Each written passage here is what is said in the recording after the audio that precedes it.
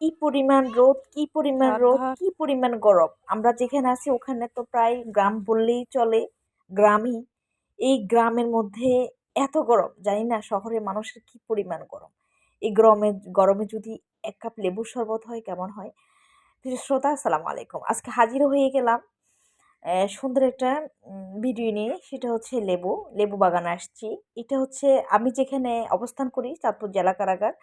এখানে বিশাল মোটামুটি ধরনের বিশালই ভিক ধরনের একটা জায়গায় এখানে বর্তমান জেলার যিনি আছেন মোহাম্মদ মনির হোসেন, উনি এখানে আসার পর গত ১ বছর আগে, প্রায় ১ বছর বা এর থেকে একটু বেশি হবে, ১ বছর আগে উনি এখানে আসার সাথে, সাথে এই যে জায়গাটা আপনারা দেখলেন, এই জায়গাটা একবারে অনেক মানে জঙ্গল হয়ে ছিল। উনি ওনার উদ্যোগে এটাকে পরিষ্কার করে এখানে লেবু গাছ লাগিয়ে দিছেন।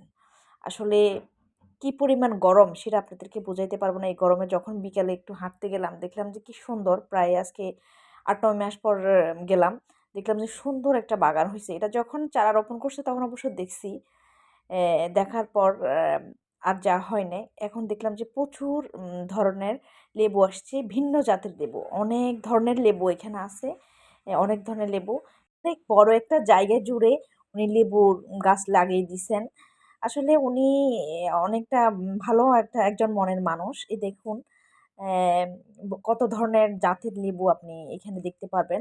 লেবুগুলা এখনো অবশ্যই খুব বেশি ভালোভাবে বা রস হয় নাই যতটুকু আমার ধারণা। আমি অবশ্য দেখি নাই।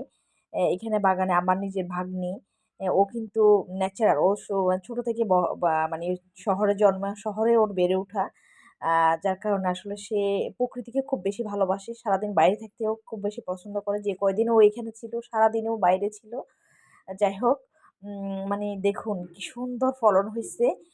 উনি যে সুন্দর একটা উদ্যোগ নিছেন, সাথে এটা আমাদের প্রাকৃতিক পরিবেশটাকে যেমন এটাকে রক্ষা করে গাছ লাগানোর কারণে, সাথে, সাথে এটা আমাদের অনেক চাহিদাও পূরণ করে। এটা অবশ্যই উনি সবার সাথে শেয়ার করে খাবেন। তো এই ধরনের সুন্দর একটা উদ্যোগের জন্য ওনাকে অনেক বেশি ধন্যবাদ। বিশেষ করে আমার পক্ষ থেকে। দেখেন অনেক বড় এম মানে জায়গা জুড়ে কিন্তু বিশাল একটা মোটামুটি অনেকগুলা লেবু এখানে উনি করছেন, ফলন করছেন। এই যে দেখেন আমার কিউটিটা, সাদা বাগনিটা। ভালো থাকুন।